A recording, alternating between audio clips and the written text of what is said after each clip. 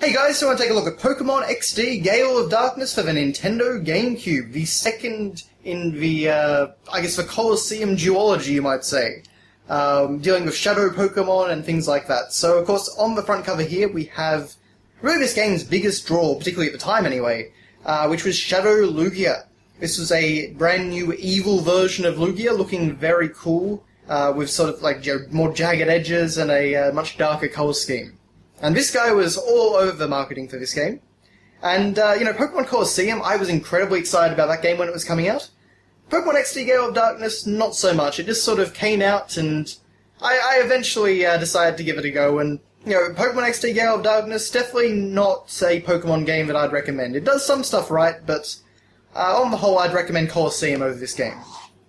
Although this certainly does fix some of the issues from Colosseum. But anyway, so on the side here we have, of course, the Pokemon XD Gale of Darkness logo, pretty straight and simple. But of course we got the front cover sort of bleeding over here. Okay, experience the extra dimension, and of course they're still pushing the fact that this is a brand new narrative-based Pokemon game in 3D. It's a real shame they didn't continue this trend on the Wii, because obviously this has massive potential. But we have our main character there, who of course you can name whatever you want.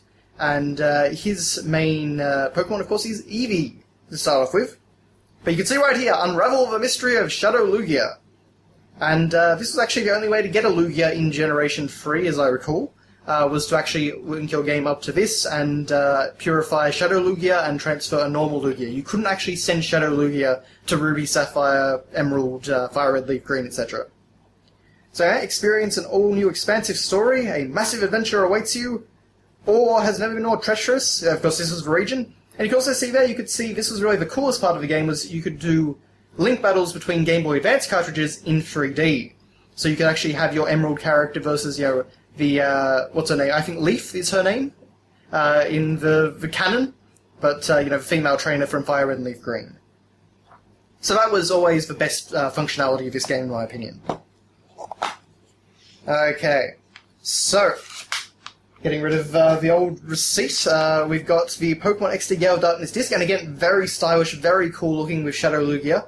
I love the red and black aesthetic, it's just really cool, not what you'd really expect a Pokemon disc to look like. We do actually have the original docket here, so this was in 2006, and I paid $81 for this game, because I got $10 off from my EB Edge card. So there you go. Games were not cheap when I was a kid. And they're getting further and further, or closer and closer back up there now as well. Okay, so beyond that though, of course we've got the manual, and it's pretty similar looking to the front cover of the box. But we do have a nice full colour manual, so that's always great. And pretty lengthy, as you can see. We've got all the characters, so your hero, Eevee, the hero starting Pokemon, Shadow Lugia, a mysterious Shadow Pokemon that suddenly appeared. This reads like a Famitsu article or a Shonen Jump article, if anyone follows those sort of things. Jovi, Crane, and Lily are the people at the Pokemon HQ lab. I believe Jovi and Lily... Oh, Jovi's your sister and Lily was your mum, I think, in the game. It's been a long time since I played XD Gale of Darkness, to be honest. The Ore region, which you accessed via an overworld map. A very sort of Mario World-esque.